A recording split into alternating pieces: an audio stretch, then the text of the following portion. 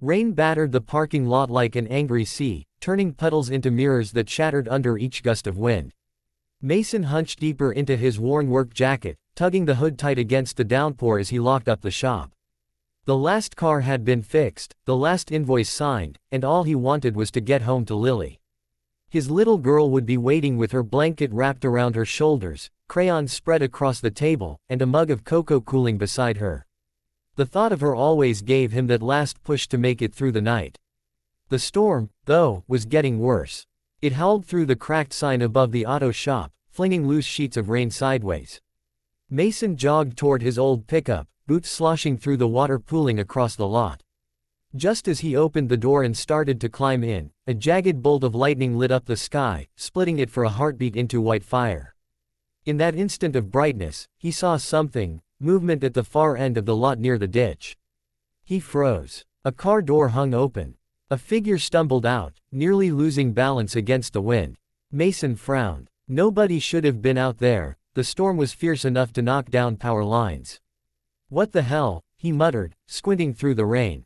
It wasn't one of his workers, they'd all gone home hours ago. Maybe some drunk from the bar down the road. He told himself it wasn't his business. But then he saw the way the person fell to their knees beside the car, unmoving for a few seconds too long. Damn it, he hissed and grabbed his flashlight. The wind tried to tear it out of his grip as he trudged forward, mud sucking at his boots. The beam jumped with each step, slicing through sheets of rain until it landed on the car, sleek, black, and far too expensive to belong in this area. A luxury sedan, the kind his boss, Evelyn Langford, drove. He reached the door just as the figure slumped sideways. The woman's dark hair clung to her face, her business suit drenched and torn at the hem. Mason knelt down, steadying her shoulder. "Hey, you okay? Can you hear me?" She blinked blearily, her pupils dilated. "I can't," her voice trembled. She tried to stand, but her ankle twisted, and she pitched forward. Mason caught her before she hit the ground. "Whoa, easy now," his voice trailed off as the flashlight's beam swept across her face. Recognition struck like the thunder overhead. Ms. Langford. Her head lifted slightly, and even through the rain, he saw her confusion. "You're Mason. From the garage." "That's right." He shrugged off his jacket and wrapped it around her shoulders, ignoring the cold. "You shouldn't be out here." "What happened?" She gave a weak, humorless laugh. "Guess I shouldn't have tried to drive. I only had a drink or two." Her words slurred together. Mason sighed. He looked over her shoulder at the car. One wheel was buried deep in the muddy ditch. "You're not going anywhere tonight. Come on." She made a sound of protest as he helped her up, but the wind drowned it out. He put an arm around her waist and half carried her toward the truck. The storm lashed them mercilessly. Water streamed off his hair and down his face, and the mud threatened to swallow their shoes. Evelyn leaned against him, shivering violently, her perfume long replaced by the sharp scent of rain and earth. By the time they reached the truck, she could barely stand.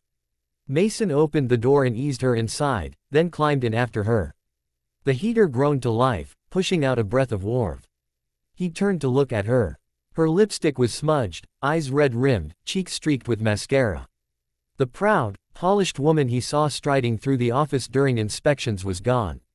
She looked lost, small, even. "Drink this," he said, handing her the half-full bottle of water from his console. "You hit your head." She shook her head, staring at her trembling hands. "No, just stupid choices." He started the truck, wipers struggling to fight the storm. "Happens to everyone. Let's get you somewhere dry." She stared at him then, as if trying to read his intentions. "Why'd you stop? You could have just driven away." "Because you looked like you needed help." Her lips trembled in a faint, bitter smile. "People don't usually help me. They just expect me to fix everything for them." Mason didn't know how to respond to that. The road ahead was slick, the rain so heavy it blurred the streetlights into pale ghosts. He focused on driving, stealing occasional glances at her. She'd pulled his jacket tight, still shivering, her head resting against the window. When they reached his small house on the edge of town, Mason parked and turned to her. "We're here. You can crash inside until the storm passes. No hotels open this late, and you shouldn't be out again." Evelyn blinked, as if the words took time to reach her. I can't impose." "Trust me," he said softly, "it's fine." He helped her out again, guiding her through the puddles up the porch steps. When the front door swung open, Lily stood there in her pajamas, rubbing her eyes. "Daddy." "Who's that?" "Just someone who needed help, sweetheart," Mason said gently. "Can you grab a blanket from the couch?" Lily nodded and scampered off.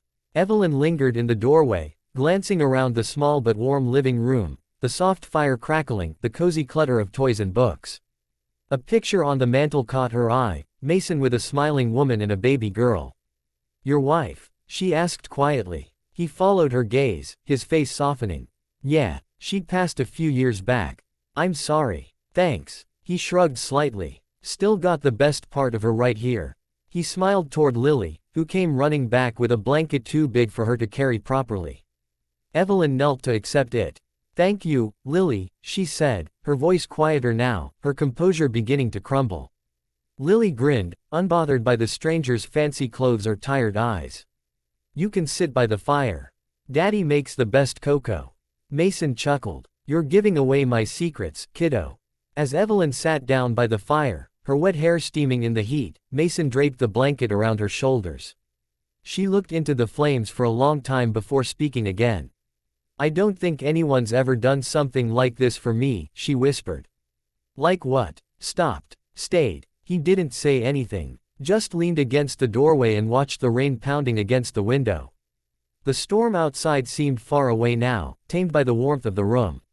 After a while, her breathing slowed.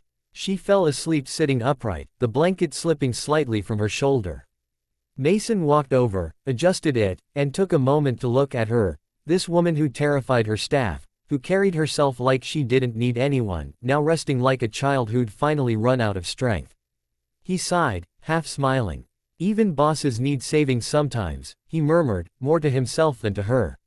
The fire crackled softly. Outside, the thunder rolled away into the distance, leaving only the sound of rain easing against the roof. In that small house, for the first time in a long while, there was peace, fragile, fleeting, but real. Morning light spilled through the thin curtains, stretching across the small kitchen and catching on the steam rising from Mason's frying pan. The storm had passed, leaving behind the smell of wet earth and the soft chirping of birds testing the air after a long, angry night. Mason flipped the eggs, the familiar rhythm of breakfast grounding him back in routine. Lily sat at the table, her legs swinging, pencil scratching against paper. "Daddy," she said without looking up, "the lady's gone." He glanced toward the couch. The blanket was folded neatly, the space empty except for a small note placed carefully on the coffee table. He wiped his hands on a towel and walked over. The handwriting was graceful, neat. "Thank you for last night. You didn't have to help me, but you did. I owe you more than you know, E.L." He smiled faintly and tucked the note into his pocket. Typical of someone like Evelyn Langford, composed even in apology, polite in her retreat. Maybe she'd pretend it never happened. Maybe she'd go back to being the boss everyone feared, the woman in heels and silk who didn't have time for small people with grease under their nails.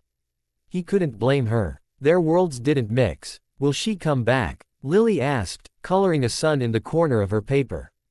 "I doubt it," Mason said gently. "People like her don't usually hang around long." Lily frowned. But she looked sad. Mason sighed. "Yeah, kiddo. Sometimes even people who look like they have everything are the saddest." The rest of the morning passed quietly. The storm's aftermath left the roads muddy, but the day gleamed clean and new. Mason fixed a leak in the roof, packed Lily's lunch, and thought no more about Evelyn Langford. Until someone knocked on the door around noon. It was soft at first, polite, hesitant. Then again, firmer. Mason wiped his hands on a rag and opened it, expecting a neighbor or maybe a delivery. Instead, there she was. Evelyn stood on his porch, sunlight glinting off her dark hair. She was put together again, sharp black blazer, cream blouse, pressed trousers. But something in her had changed. Her eyes weren't cold, they were searching. In her hands was a paper bag that smelled faintly of pastries. "Morning," she said, voice a little unsure. "I brought breakfast. Thought it might be time I returned the favor." For a moment, Mason just stared at her, caught between surprise and the faint absurdity of seeing his boss holding a bag of muffins on his front step. Then he stepped aside. "Come in." Lily's delighted squeal broke the tension. "You came back." She ran forward before Mason could stop her, hugging Evelyn around the waist. Evelyn laughed softly, her composure faltering. I suppose I did. And you must be Lily. The girl beamed. I made you a drawing. She ran to the table, picked up a crayon picture, and held it up proudly. It showed 3 stick figures under an umbrella, a storm around them, hearts floating above. That's you, Daddy, and me. For a long second, Evelyn didn't say anything. Her lips trembled just a little before she knelt to Lily's level. It's beautiful, she whispered.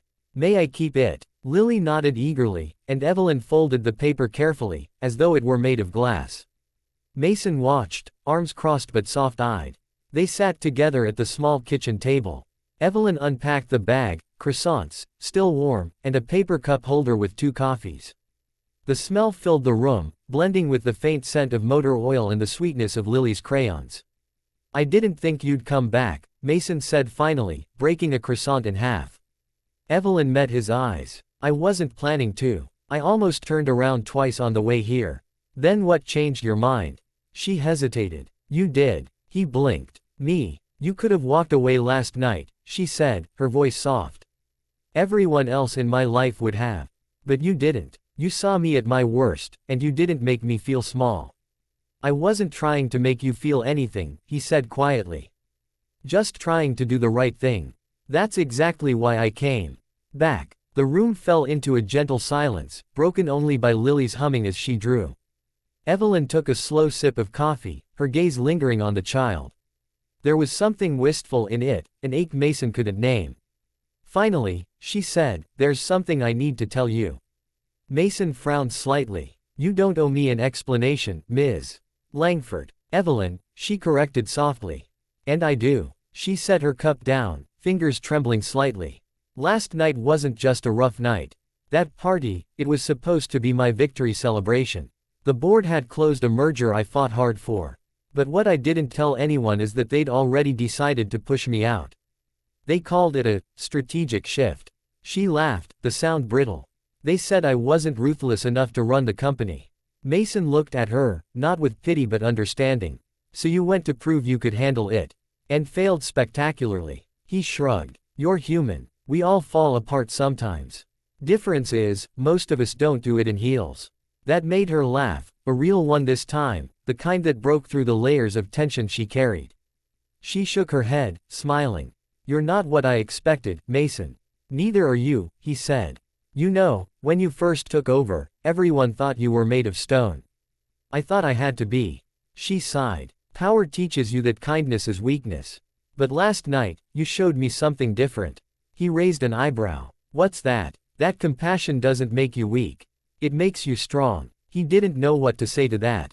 Lily's laughter floated in from the window, and for a while, they just sat in the quiet hum of an ordinary afternoon. Then Evelyn reached into her bag again and pulled out a thick envelope. I wanted to show you something, she said, sliding it across the table. Mason opened it. Inside was a document, a proposal with his name on it. Langford and Cole Automotive, Partnership Plan. He looked up sharply. What's this? A new beginning, she said simply. I'm walking away from the company. I have some savings, some connections. You have skill, honesty, and the kind of reputation money can't buy. I want to help you expand your shop, under your name, your rules. He stared at her, speechless. You're serious? Completely. She hesitated, her voice softening. Last night you saved my life, Mason. This is my way of saving yours. You deserve better than scraping by for people who don't see your worth. He leaned back, stunned. I don't know what to say. Say you'll think about it, she said. Then, after a pause, and maybe, let me come by again. For the company. Or the coffee. Her eyes held his, uncertain but hopeful. The morning sunlight caught the edges of her hair, the same light that used to feel harsh now wrapping her in warmth. Lily burst in, holding up another drawing, this one of 3 people standing in front of a car with a big sign reading, Daddy's Garage. Evelyn smiled. Looks like your artist has already decided for you. Mason chuckled, glancing between his daughter and his unexpected guest. Yeah, he said softly. Maybe she has. Outside, the world gleamed after the storm, puddles sparkling like glass, the air clean, the future unknown but wide open. Evelyn folded her hands, the faintest trace of relief in her posture. Mason reached for his coffee, feeling a strange peace settle in his chest. "Guess we both needed saving," he said finally. She looked at him, her expression tender and bright all at once. "Maybe we did." And for the first time since the thunder faded, the silence between them didn't feel empty. It felt like a beginning.